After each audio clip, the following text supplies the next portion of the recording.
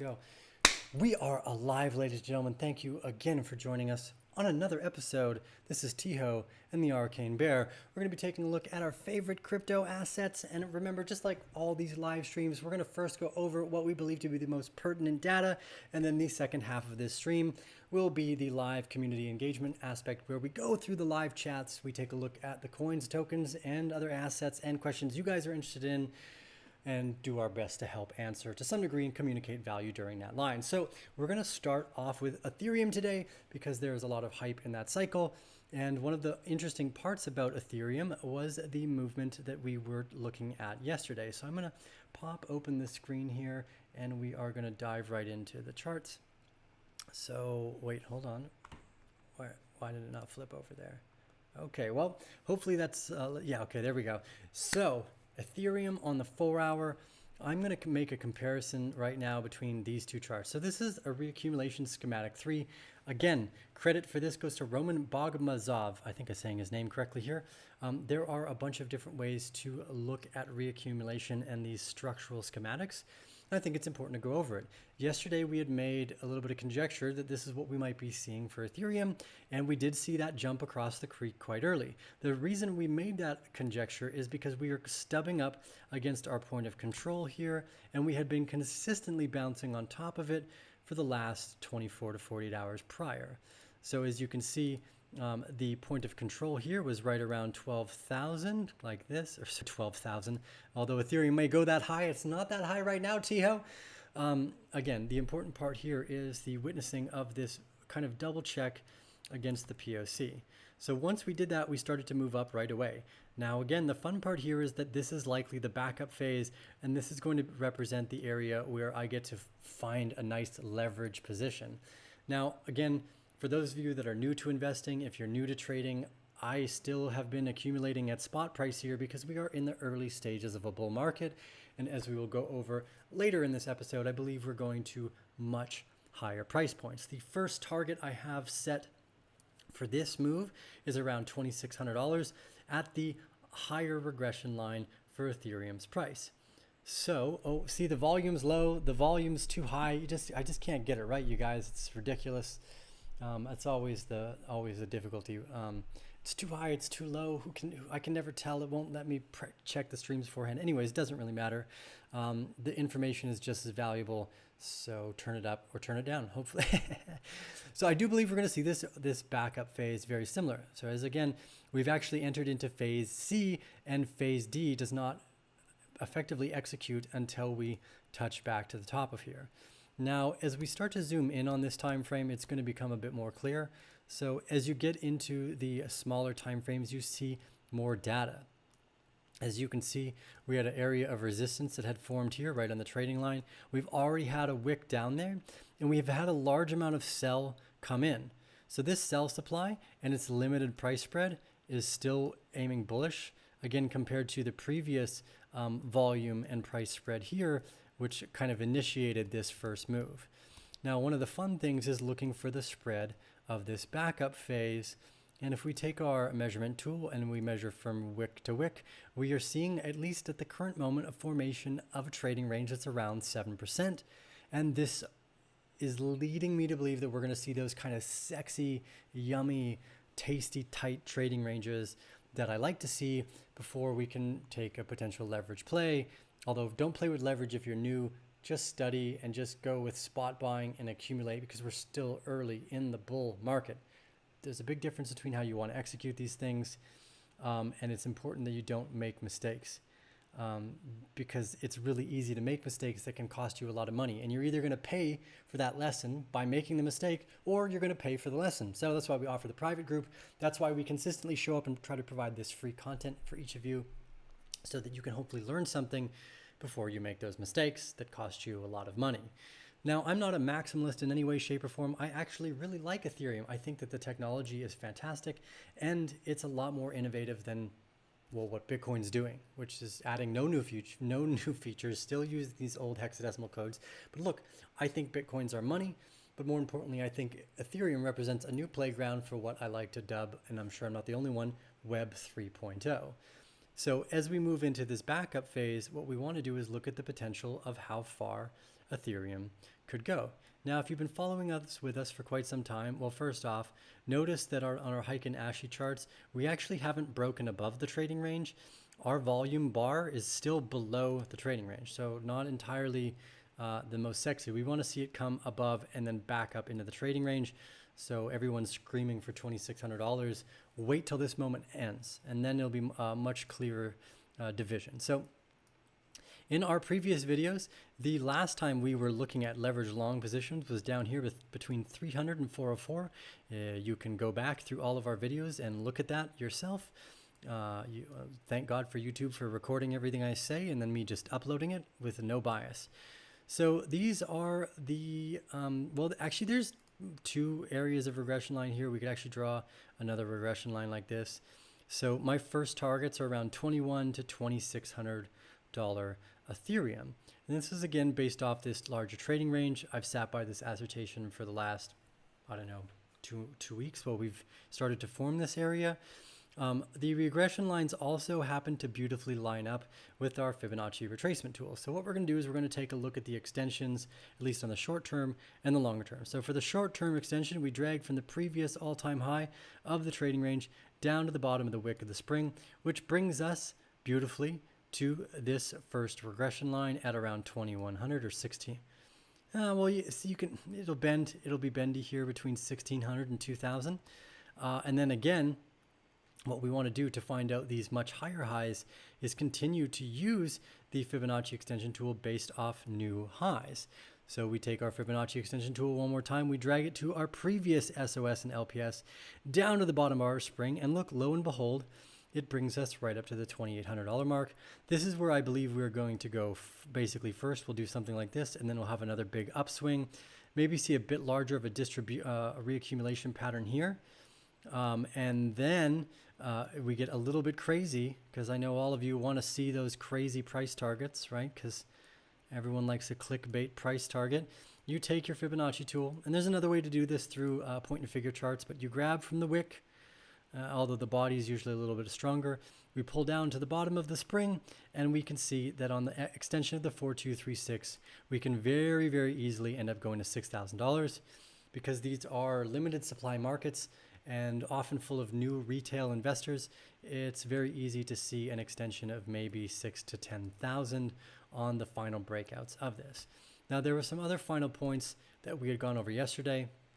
One of those key points being the Ethereum balance that's currently left on exchanges. So this is important because liquidity on the open market allows for price volatility in either directions. Now, don't get fooled. Volatility and limited supply means in either direction. It's not just price go up easier, price also go down easier. UGs say up and down when you have less liquidity on the open market. So that means someone could unlock a massive amount of Ethereum, although we do know that Ethereum 2.0 has staked a serious amount of that. Actually, perfect. Here's Ethereum 2.0. We can see how many there currently is. Addresses. Oh no, it doesn't show it. Never mind. I thought it would show us. It's kind of silly. It's the only data I wanted from there. How much is already staked? So again, we can see that we have, since August, we've been a fairly decent decline of Ethereum on the open markets. We did have a spike up here where a bunch more were added, and that was back around $600, probably profit taking between some of the bigger players. Again, there are people who have hundreds of billions or hundreds of millions of dollars. It's probably kind to remind yourself that they play in these markets and they're happy to take profits anywhere up the line because they have a lot of money to do so. They're not like, oh my God, if I hold on to all my Ethereum and it goes to 10 grand, I'll be rich. No, they don't give a shit. Can I beep? Can I do a beep? They don't give a I don't know. Maybe that didn't work. We'll figure it out for next time. But the point of this is, because of that lowered liquidity on the open markets, you are going to see more volatility in the exchange price itself. So that's how we get to $6,000 to $10,000, probably over the next 12 to 18 months. March is going to be a really explosive time for us to kind of keep our eyes on that. But again, if you're studying and you're new to this stuff, you can find an enormous amount of information for free on the internet by typing in Richard Wyckoff and studying all of everything that anyone's ever produced about Richard Wyckoff. You can also join our private group But again, that's for the people who are more interested in studying with people instead of just going on your own. Again, I don't think there's anything you can't learn how to do on the internet for free, basically. So keep that in mind. If you happen to not have enough capital to join the group, don't spend it on me. Spend it on buying more Ethereum, or don't spend it on the group, I guess. Spend it on buying more Ethereum and then do your own homework by yourself. Okay, so again, as you can see, we have a nice area of resistance that we were watching. The point of control also was right down this line. This trading range is looking very, very much so like the schematic 3 that we have been studying here as well. So I'm going to keep a close eye on this, and I'm going to be waiting to see how tight this trading range turns out to be. The tighter it is, the sexier the opportunity, effectively. And again, when we go in on the 1 hour, you can see that this area of around 1331 seems to be our last resistance, and which will now become most likely our support. It's not the only area that we have that as well. At that previous high of 1326, we have just broken into new all-time highs though. So the backup phases, especially if we look at the entirety of this trading range, has a could possibly gap down into the $1,280 area one more time for the backup. So I'm going to be patient to wait for this entry. As soon as I see the trend change, I will be taking more long positions at leverage. And again, remember, I am already just still trying to accumulate more assets at spot price, and I don't think about what the price is at when I do that. I just go, hey, it's that time of the month for TIHO to be buying in the markets effectively, and I try to live by that sentiment as often as I try to go to the gym, which is maybe I should be going to the gym more frequently. Anyways, that's besides the point. Okay, so that's my thoughts on Ethereum. I do think we are witnessing, this beautiful reaccumulation schematic. It looks very, very similar. We've got our primary support, our buying climax, our first shakeout, our secondary test, and then we've got this kind of awkward backup into the center before the break above the creek, which is pretty much exactly what we saw. So I'm leaning to a very bullish case here, which again, first steps are around 2,000 to 2,600 after that. So pop that in your pipe and smoke it, dear Bear family.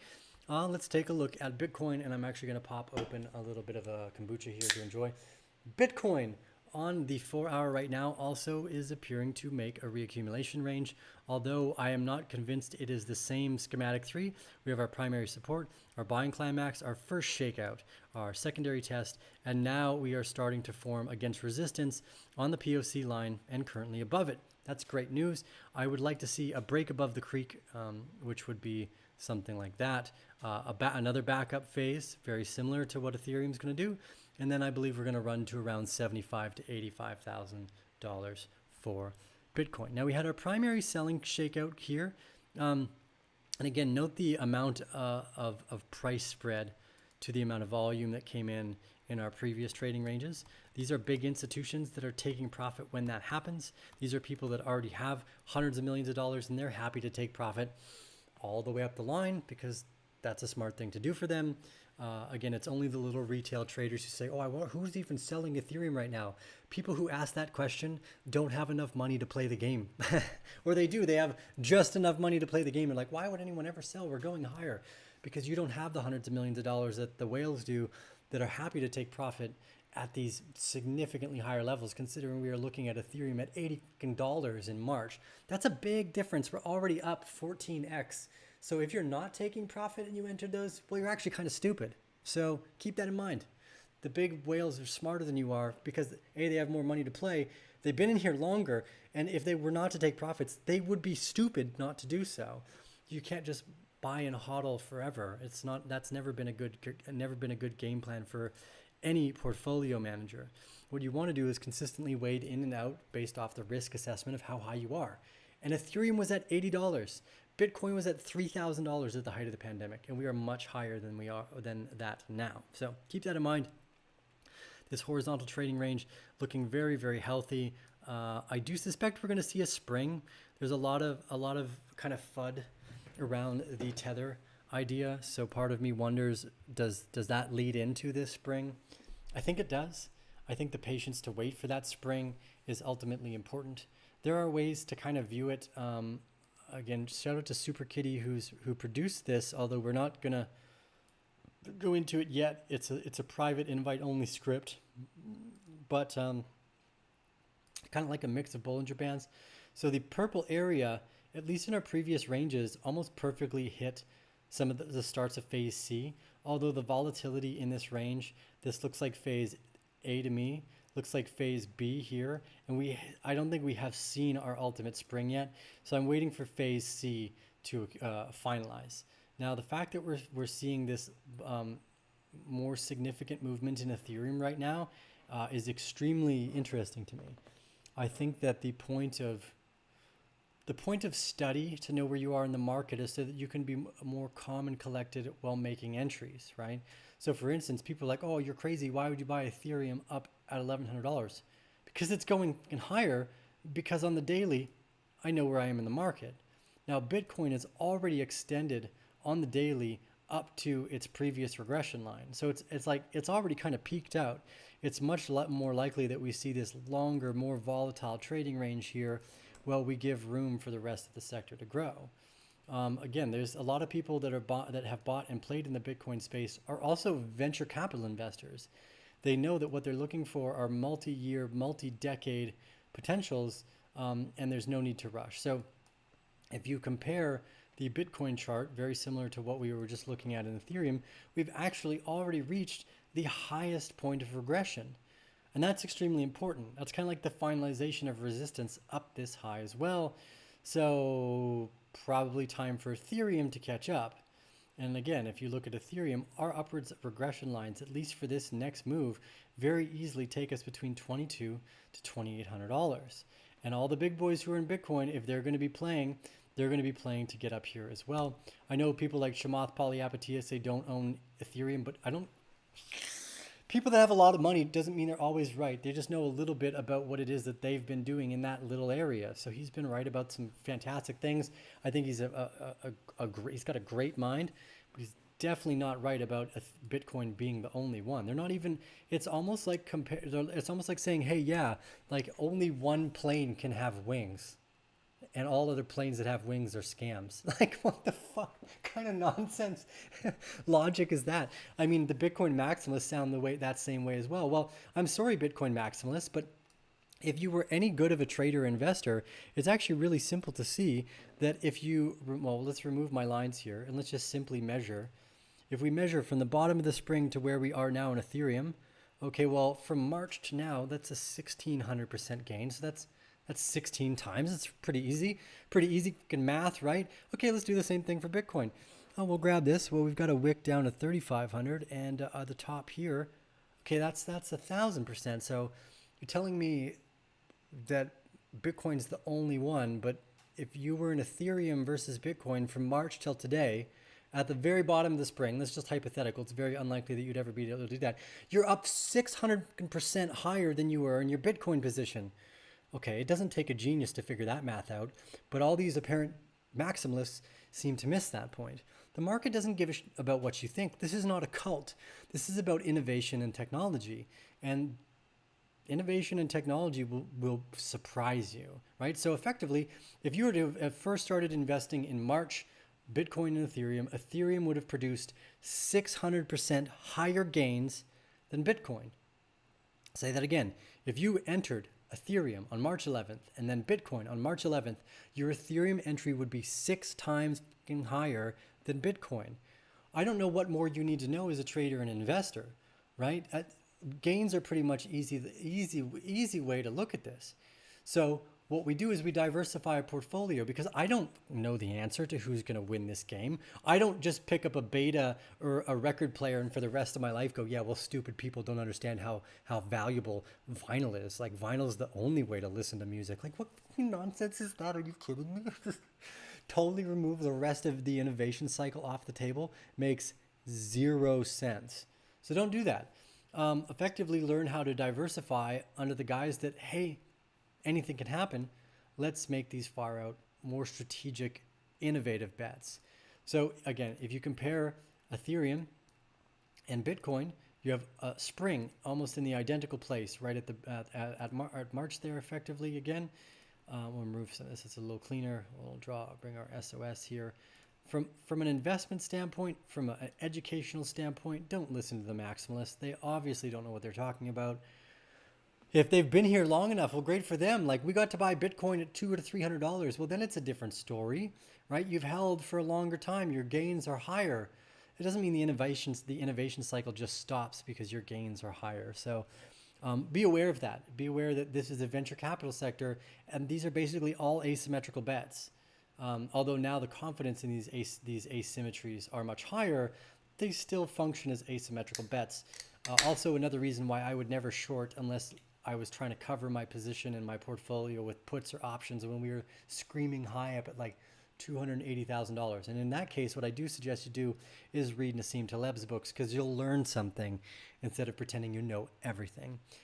Okay, that concludes today's early episode as we went over Bitcoin and Ethereum. The second part of this episode, as we were going to do live streams hopefully every day, is going to be where we go over any of your guys' thoughts and questions. The reason we do this is because I think it's valuable to interact with the community, and I know that a lot of retail is just showing up for the first time, and I feel that by addressing and looking at some of the alternative speculations, we can learn more about what's going on in the markets, because I'm technology agnostic, and even more importantly, I don't always care what the technology is doing at all. If I see a beautiful accumulation range and the right volume coming in, there's an opportunity to make capital, and that's really what most of us are here for.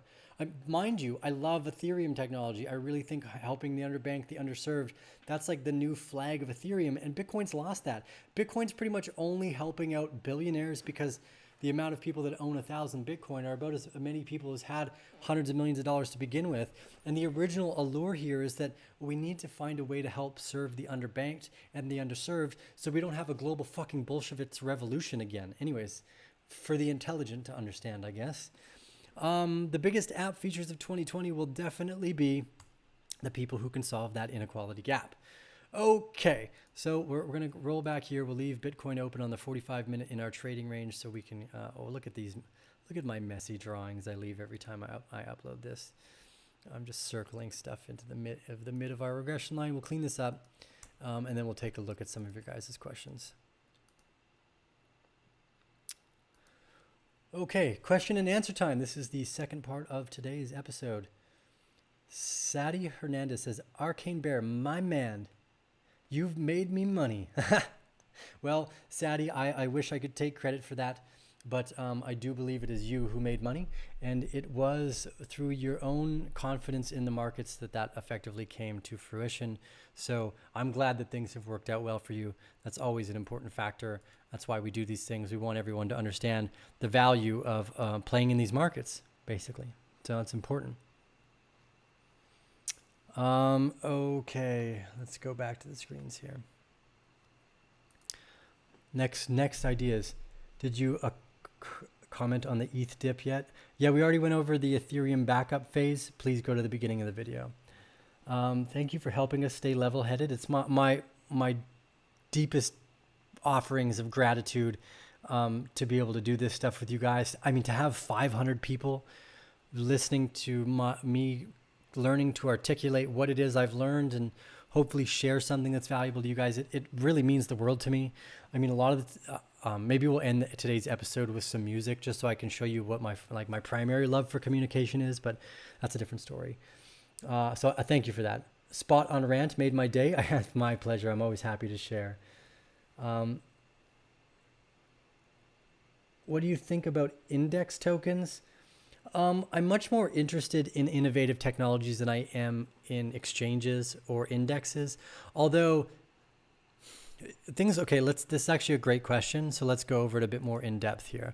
So the question is, what do I think about index tokens? Well, first off, the index token itself is effectively valuable or valueless. It represents a basket of ideas. So here we have one called the DeFi Perp, which is the DeFi perpetuals. Let's close our momentum indicator there. No one cares. And we'll open here. So this is the DeFi perpetual futures. And here you go. Wow, what a beautiful backup phase that was, hey? Absolutely brilliant. We went over this in our previous newsletter in December. We had our volume spike down. You can see the importance of these backup phases once you start to leave the trading range.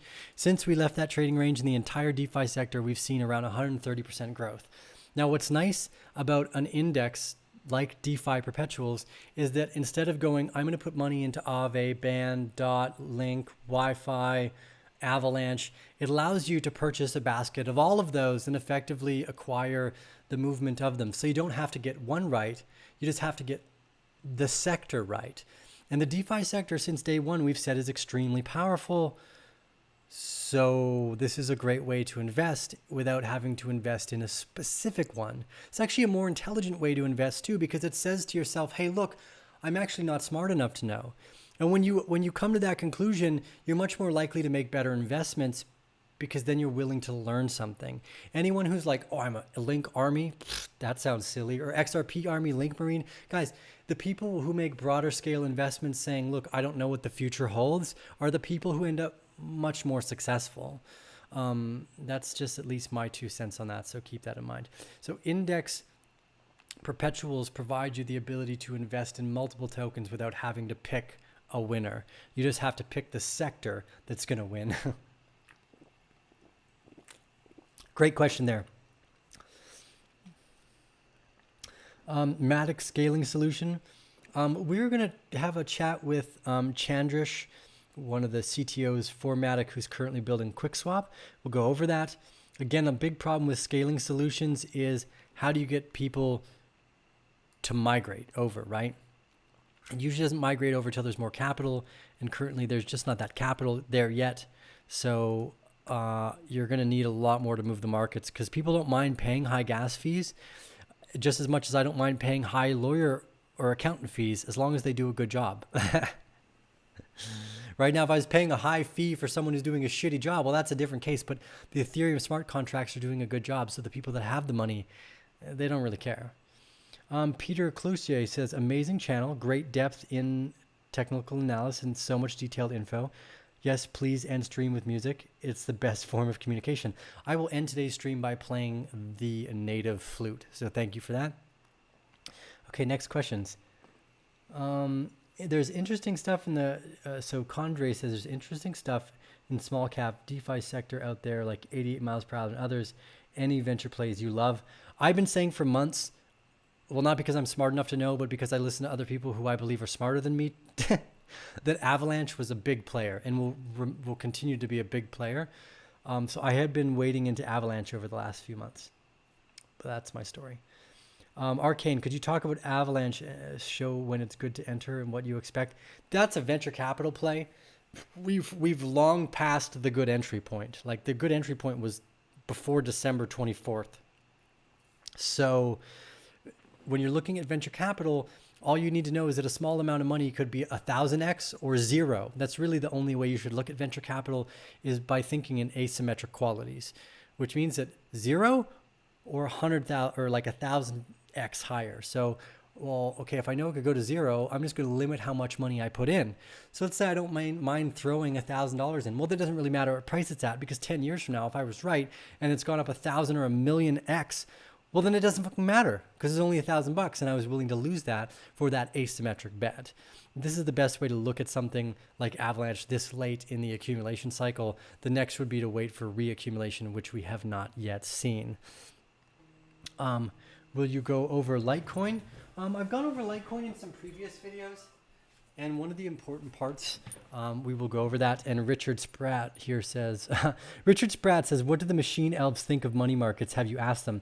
Great question, Richard, and I'll actually address this.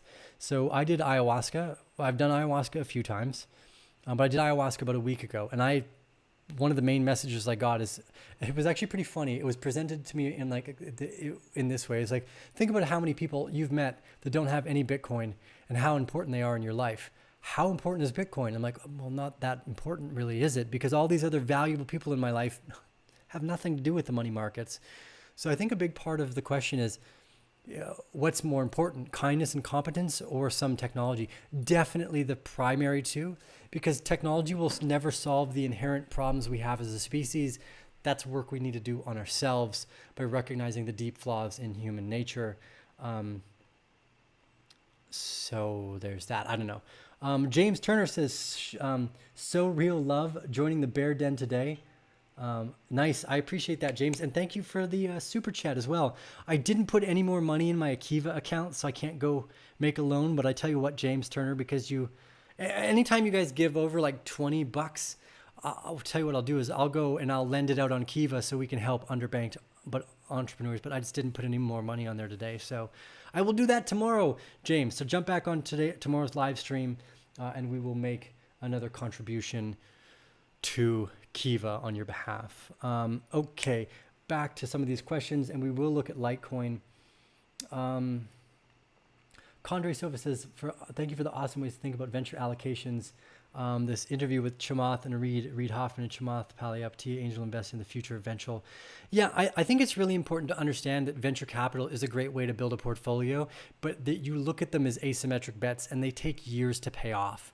It's not like, oh, I'm going to get rich overnight. These should be almost things you don't think about for 5 years after you've made the investment. You come back and see how right or wrong you were.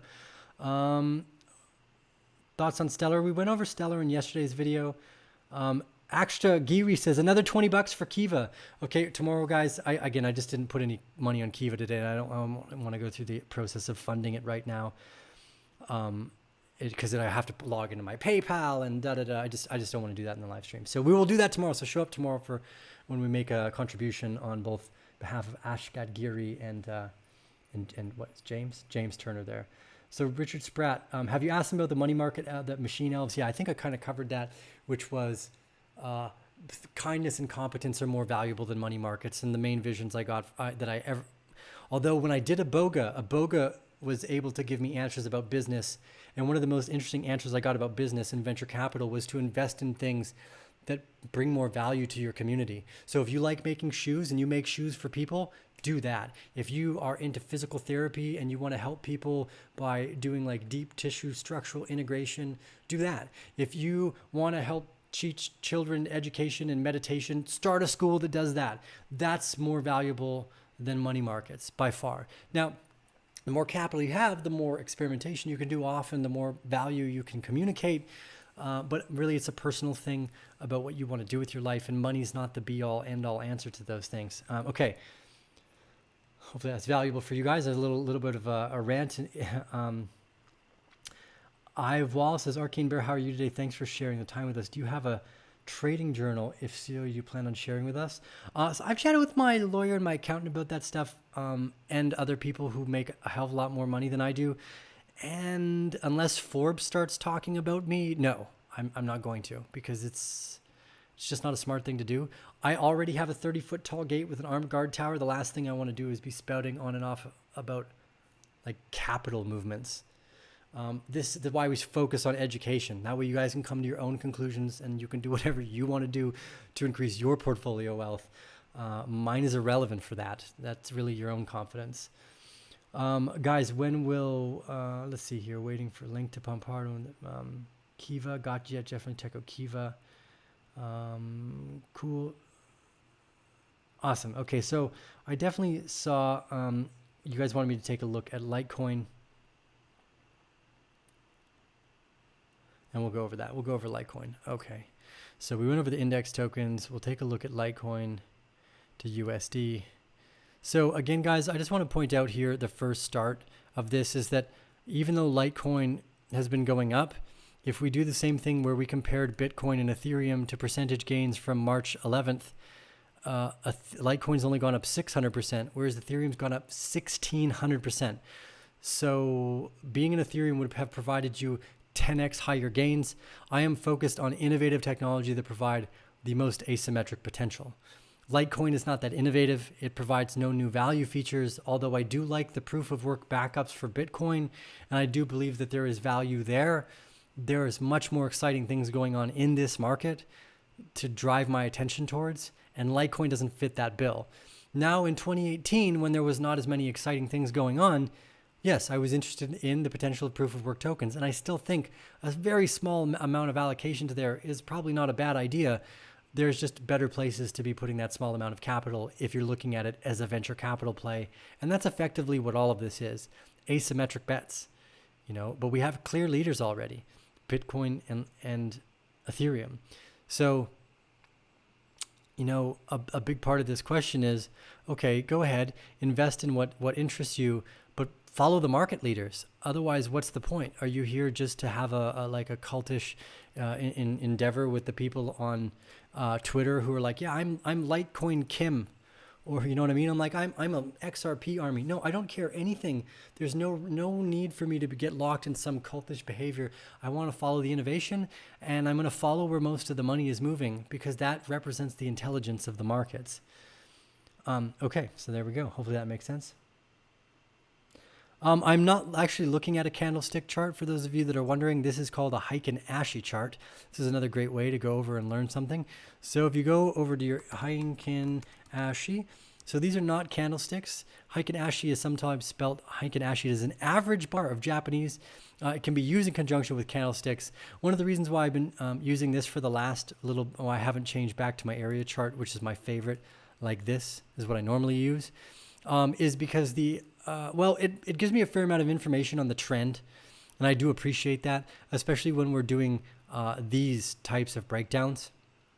So again, the area chart here, what I like the most about it is it removes an enormous amount of bias based off the color of the candles, and I can see, okay, well, here's my primary support, my buying climax, my shakeout, my secondary test, and then here, what's interesting, again, we had our spring here at the POC line. So I often use area charts because it removes data and makes my chart look cleaner.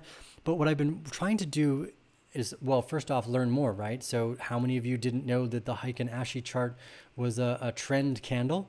So part of the reason why I switch things up is to always help people learn more as well. So this is another way to follow the trend of these particular charting patterns as it moves forward through time. Is Link going to explode? Sounds like you're very emotional about your investments. What I would suggest you do is follow the investment thesis, which is just continually find positions throughout time. We did go over Link in our last video, so I don't feel I need to go over it again today, because it is, even though it is a market leader, well, okay, fine, I'll go over it. What am I talking about? Who cares? We're just chatting anyways, right? Okay, so Link, we had been looking at very similar. We've already broken out of the box and we're forming our backup phase now. Link's been very volatile because of, as you can tell, that very emotional person who asked this question, their weak hands bring volatility into the market. So I do suspect we might see a little bit lower on Link to shake out the last of whoever was just asking me that question, and go from there. Because that volatility is basically based off people who are worried about losing $100 in the markets effectively. Don't be that guy.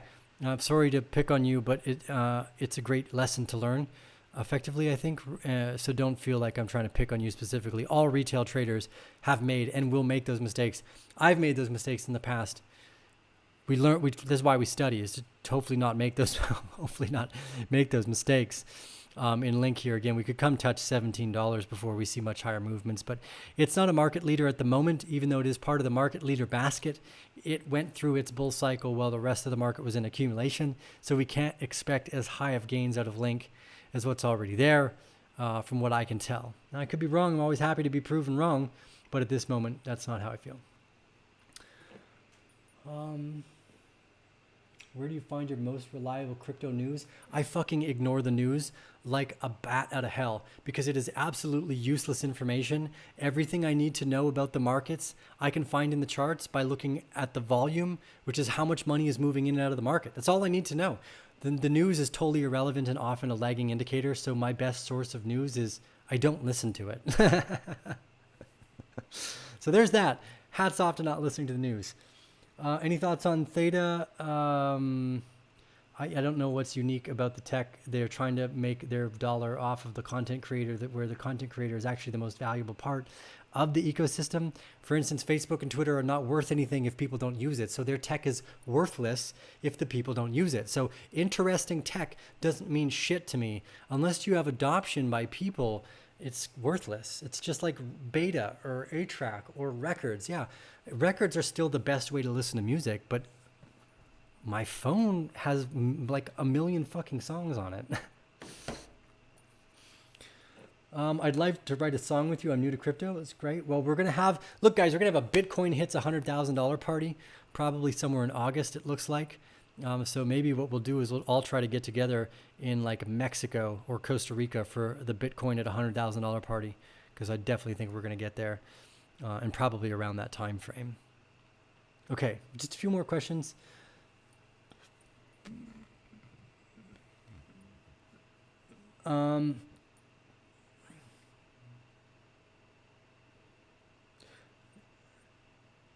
Don't ignore the news, just do the opposite of what it says. I literally just, it's clearer for my mind, and I live a much calmer life when I ignore the news and I focus on the markets. Because here's the thing, opinions are often wrong, but the markets are never wrong. So why listen to a bunch of people's opinions like keyboard warriors typing shit out when the markets tell me all the information I need to know? Theta has good and fast tech there with Google and Samsung. Yeah, well, so is VeChain. So is a bunch of other people. Those partnerships mean very little. They mean very little. I'm sorry. It's like, again, unless you have adoption, unless you have like PewDiePie, Mr. Beast, and like Casey Neistat starting to migrate somewhere, it's really worthless. And even then, I don't think YouTube is going to be able to take on the liability of having a token from something like T-Fuel. It just, look at what happened to the Facebook token. There's no way. They won't be able to, they can't even handle the liability for content creators creating like somewhat risky content, let alone something underlying the value distribution of that. There's no way. I'm sorry, like I've had too many legal conversations around this stuff to think that that's going to work. But look, at the same point, we went over Theta. It made a beautiful reaccumulation pattern, and it provided huge gains for those of you that took that trading pattern. This is also why I ignore the news, is because for me, it wasn't a pattern I was willing to trade, even though it was a fantastic pattern. Those of you that are in the private group that were looking at it, studied it, and made that, I'm proud of you. That's the whole point of educating ourselves, so that you can make the decisions that you want to be confident about, because there's only room for so many trades in a day. Okay, we're going to leave it at that. We're going to end today's show with a little bit of flute. Thank you guys very much for all of your support. I really appreciate it.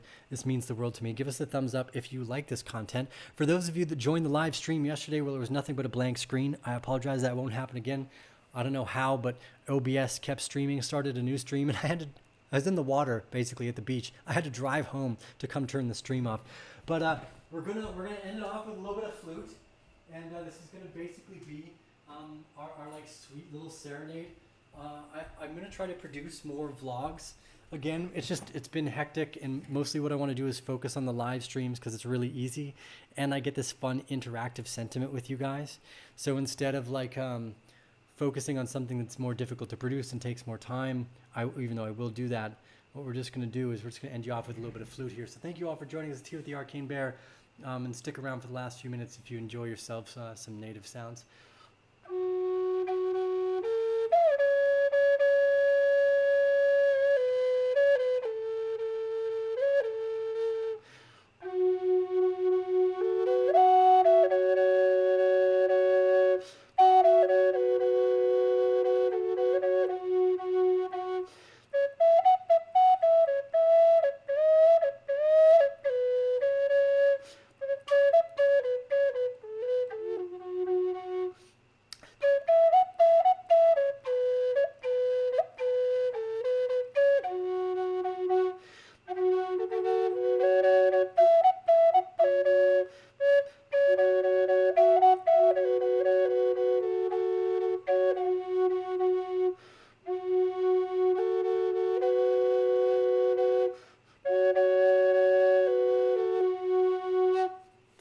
With the Arcane Bear, thank you guys all for sticking around for the last little bit of that sweetness.